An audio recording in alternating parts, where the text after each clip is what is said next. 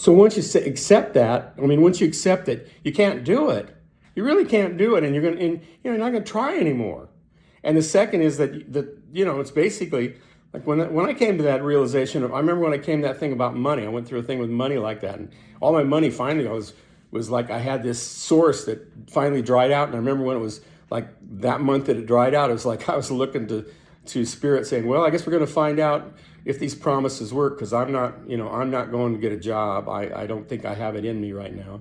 I'm not saying I couldn't work at a job, but I'm not going to go to get a job to sustain myself. So we're just going to find out if it works, if your promises work, if the promises work. Guess what? They worked.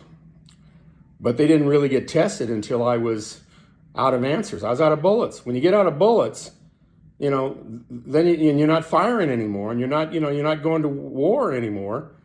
Then the universe changes, because it's not a warring universe. All right, and then the third step, this is the really interesting one, because even in a lot of times in the 12-step communities, I don't think people really get this. Some do, but very few. And that is because the third step is like, first again, I can't do it. God, the way they say it, short version is, I can't do it. God can, whatever it is, like end addiction, get out of this fat trap, or this money trap, or this relationship trap. I can't do it. I can't do it. God can, or the Spirit can, universe can. Yeah. Its potentiality is real. It could be happening now. Yeah.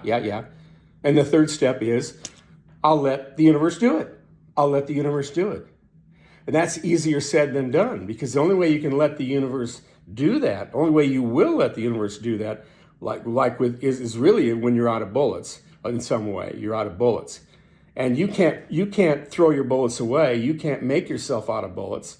In other words, you can't make yourself stop. You have to come to a place where your willingness comes in there, where your willingness is like, I really can't do it. The Spirit can, and I'm willing. It's just like you say, okay, it's like I give up. I'm willing. Show me the way. And that's a magical tool, willingness. Okay?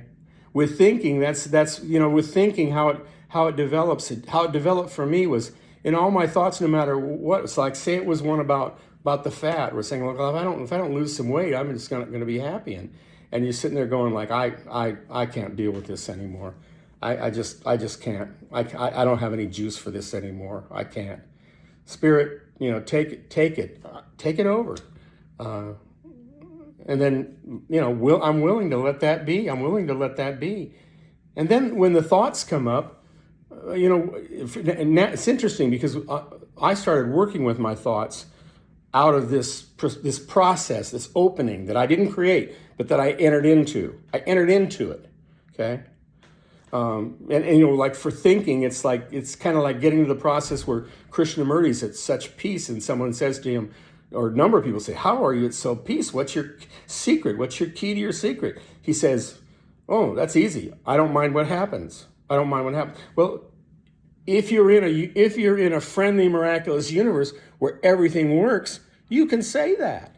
If that is where you're either in or you're believing you are, but you're not quite seeing it, you can say that. Otherwise, you can't say that at all. You can't say that in the world, that you don't mind what happens. Of course not. Cancer, sexual abuse, all the whole range of things. You can't say that. You can only say that when you're out of bullets. And then you can say it, which actually brings you back to center, because you're eternal. Even whatever happens to you in your body and your mind and everything like that, it's all temporal. It's a temporary thing. You are moving through this into it. For some reason, we're moving in this experience, in this but not of the world, but pretending we are of the world, into some sort of freedom from that. As it develops, what started to happen for me was my thinking would drastically change, because it started out with a question. That's what I was looking at the Byron Katie material on loving what is, and that process she describes as the work is the same process. It's universal.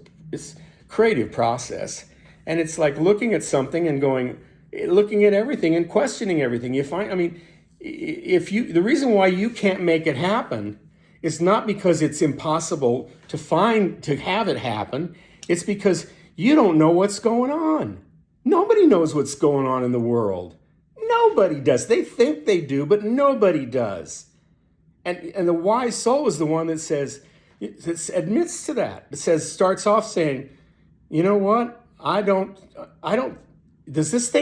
Does my thought or my expectation of this situation or the message I'm getting from this that I'm telling myself, does that mean what I think it means? Do I know that?